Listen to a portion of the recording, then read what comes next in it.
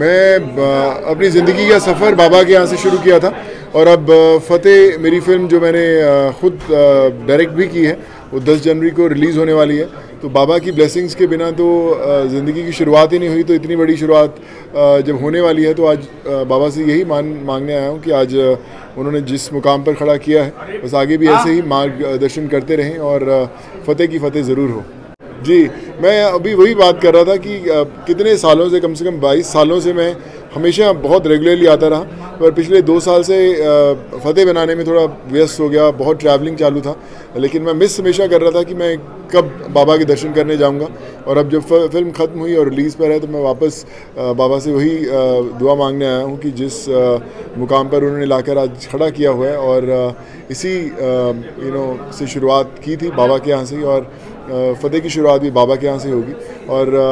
बस यही कहता हूँ कि हम लोग फिल्म बहुत दफ़ा करते हैं, लेकिन ये जो फिल्म भी बनाई ये आम जनता की फ़िल्म है, उन्हीं की कहानी। जब साइबर क्राइम से इतने लोग परेशान हुए, शिरडी में बहुत सारे केसेस थे जो साइबर फ्रॉड्स के थे, उनकी कहानी भी बीच में हमने लिखी इसके अंदर कि किस तरह लोगों को अवेयरनेस बनाई जाए। और फिर ये एक यहाँ से दुआ ली कि जब भी ये फिल्म आएगी और इसके जो भी प्रॉफिट्स होंगे ये लोगों के लिए ही इस्तेमाल होंगे, और सारा का सारा जो है किसी वृद्धाश्रम या फिर जितने बच्चों के लिए बनते हैं यहाँ पे होम्स बनते हैं उन्हीं के लिए हम लोग इस्तेमाल करेंगे इसके लिए। देखिए, मुझे लगता है कि फिल्में बनाते रहते हैं, आती रहती हैं, जाती रहती हैं, लेकिन लोगों के दिलों में जगह बनाना बड़ा मुश्किल होता है। और बाबा ने जो रास्ता दिखाया कि